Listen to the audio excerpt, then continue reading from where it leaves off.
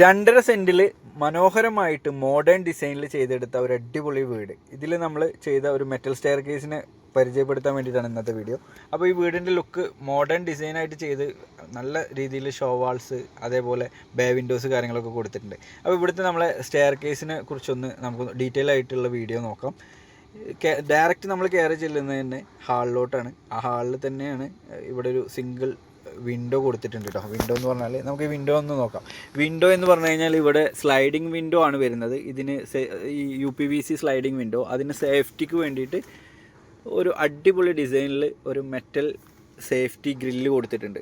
12 mm square polish road വെച്ചിട്ടാണ്, അതേ same material വെച്ചിട്ടാണ് നമ്മളിവിടെ ഹാൻഡ് റെയിൽ ചെയ്തിട്ടുള്ളത് കേട്ടോ. അത് കണ്ടില്ലേ, ഈ ഹാൻഡ് റെയിലിൻ്റെ സെയിം മെറ്റീരിയൽ വെച്ചിട്ടാണ് ഈ ഒരു വിൻഡോസൊക്കെ ചെയ്തിട്ടുള്ളത്.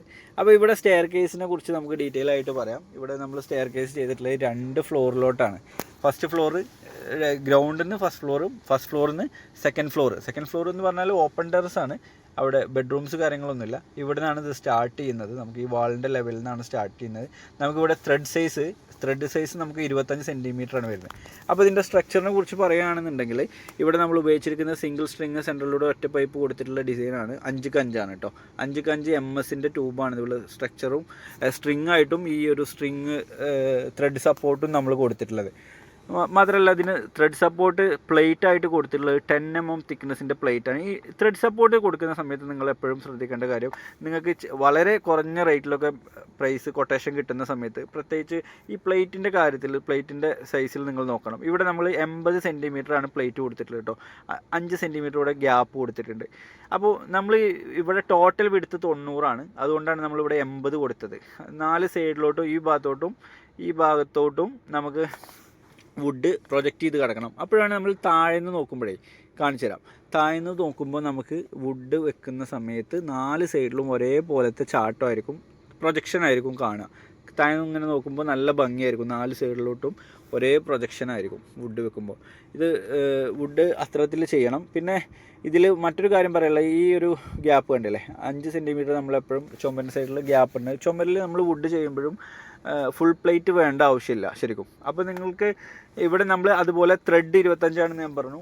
ഇവിടെ 3 വെർട്ടിക്കൽസാണ് ഒരു ഹാൻഡ് റെയിലായിട്ട് കൊടുത്തിട്ടുള്ളത് കേട്ടോ. ഒരു സ്റ്റെപ്പിൽ 3 വെർട്ടിക്കൽസാണ് 12 mm പോളിഷ് റോഡ്. ഈ വിൻഡോക്ക് കൊടുത്ത അതേ മെറ്റീരിയൽ കൊണ്ടാണ് നമ്മളിവിടെ ഹാൻഡ് റെയിൽ ചെയ്തെടുത്തിട്ടുള്ളത്. അതുപോലെ തന്നെ നമ്മളിവിടെ കൊടുത്തിരിക്കുന്ന ഈ സ്ട്രിങ് ഇവിടെ ഹാൻഡ് റെയിൽ ഇതിൻ്റെ മുകളിൽ ഇനി വുഡ് വരാനുണ്ട് കേട്ടോ.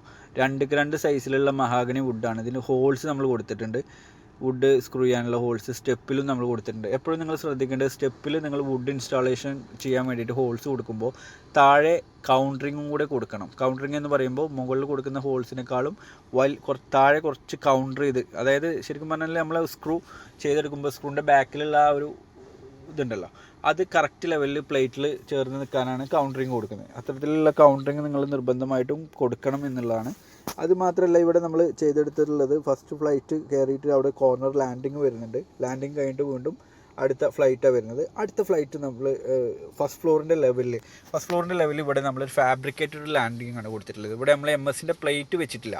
കാരണം നമുക്ക് കുറച്ച് എക്സ്പെൻസ് ഇവിടെ കട്ട് ചെയ്യാൻ വേണ്ടിയിട്ടും കാര്യങ്ങൾക്കും വേണ്ടിയിട്ടാണ് ഇത്തരത്തിൽ ചെയ്യുന്നത്. മാത്രമല്ല വുഡ് ഫുള്ളായിട്ട് വരുമ്പോൾ അതൊരു പ്രോബ്ലം അല്ല.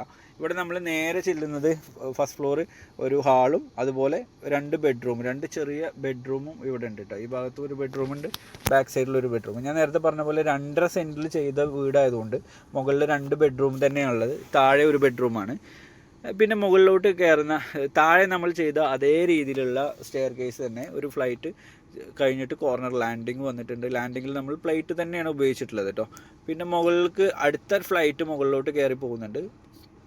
അതായത് താഴെ ചെയ്ത അതേ പാറ്റേൺ, സെയിം പാറ്റേൺ ആണ് അതേപോലെ തന്നെ മുകളിലും നമ്മൾ ചെയ്തെടുത്തിട്ടുള്ളത്. വീണ്ടും നമുക്കിവിടെ ഒരു ഫാബ്രിക്കേറ്റഡ് ലാൻഡിങ് വന്നു. ഞാൻ നേരത്തെ പറഞ്ഞ പോലെ ഇത് താഴെ നിന്ന് നോക്കുന്ന സമയത്ത് ഇനി സീലിങ്ങും കൂടി ഇതിൻ്റെ താഴെ വരുന്ന സമയത്ത് ഈ ഫാബ്രിക്കേറ്റഡ് ലാൻഡിങ് അറിയാൻ പറ്റില്ല. പിന്നെ ലാസ്റ്റ് ഇവിടെ ഒരു ഓപ്പൺ ടെറസിലോട്ടാണ്. ഇവിടെ കുറച്ച് ഹൈറ്റ് കൂടുതൽ കൊടുത്തിട്ടുണ്ട് കേട്ടോ. കാരണം ഇവിടെ നമ്മൾ ലാൻഡിങ്ങിൽ നിന്ന് ഒരു സ്റ്റെപ്പ് പൊന്തിച്ചിട്ടാണ് നമ്മളിവിടെ പൊക്കി വെച്ചിട്ടുണ്ട്. അതുകൊണ്ട് തന്നെ ഇവിടെ ഒരു 100 സെൻറ്റിമീറ്റർ ഹൈറ്റ് കൊടുത്തിട്ടുണ്ട്. സേഫ്റ്റി ഇഷ്യൂ എപ്പോഴും നമ്മൾ ശ്രദ്ധിക്കേണ്ട കാര്യമാണ്. ഇവിടെ നമ്മൾ വെറും 10 സെൻറ്റിമീറ്ററിൻ്റെ 8-9 സെൻറ്റിമീറ്റർ ലെവലിലാണ് ഈ വെർട്ടിക്കലിൻ്റെ ഗ്യാപ്പ്. ഇവിടെ നേരെ നമ്മൾ ഓപ്പൺ ടെറസിലോട്ടാണ് ഇത് എൻട്രി ആവുന്നത്. അപ്പോൾ നമുക്ക് സേഫ്റ്റി എപ്പോഴും നിർബന്ധമാണ്.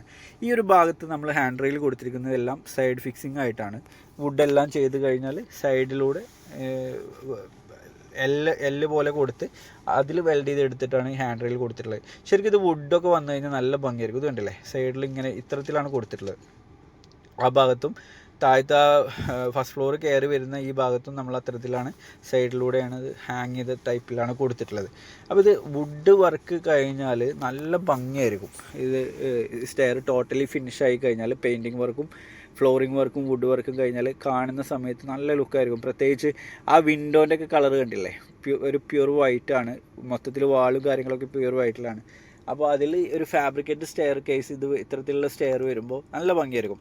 നിങ്ങൾക്ക് ഗ്ലാസ് ഹാൻഡ് റെയിൽ ചെയ്യുന്നേക്കാളും ബഡ്ജറ്റ് കുറച്ച് ചെയ്യണമെന്നുണ്ടെങ്കിൽ ഇത്തരത്തിലുള്ള ഹാൻഡ് റെയിൽ കൊടുത്താൽ മതി.